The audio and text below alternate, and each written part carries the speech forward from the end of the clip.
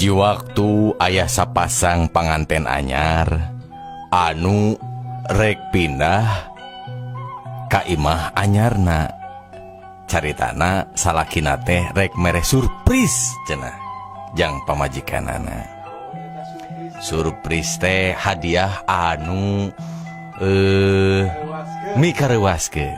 Tah ceuk salakina ngomong kieu, Nyai, ditutupnya socananya ku akang supados engke dugi ka ditu tiasa dibuka jantan surprise.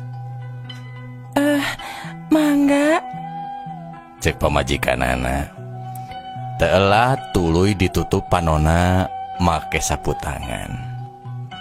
Gancangna carita geus nepi ka tempat anu dituju. Barang abus ka imah anyar eta, pamajikanana masih ditutup panona. Cek salakina, Neng, mangalingi tong waka dibukanya socana. Mangga, Kang. bus duanana ka jero imah. Kerekek panto dibuka, blus duanana ka tengah imah.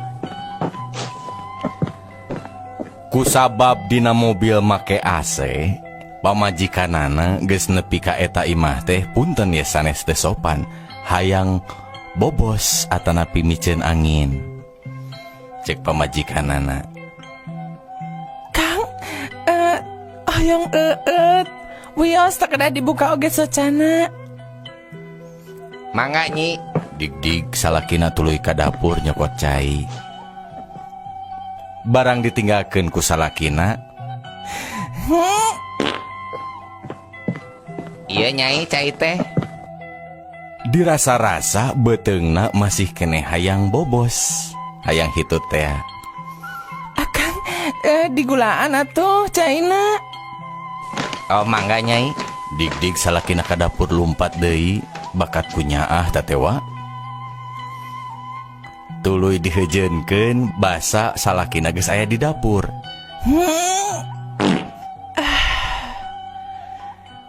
Balik deui salakina mawa cai, karasa keneh nyaeta beteungna teh teuing kumaha ngusial keneh hayang hitut. Kang, punten gulaan deui kirang amis. Lumpat deui salakina ka tukang. Tah lega aya nama. Cek eta pamajikanana. Barang geus ngomong kitu, tuluy dibere cai ku salakina. Sapu tangan teh tuluy dibuka.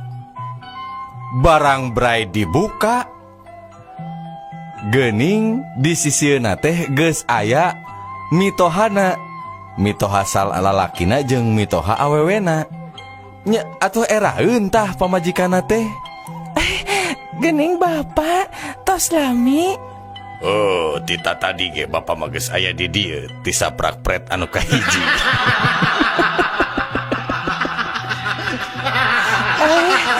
Aduh, muhun teka kemut. Cek pamajikanana era.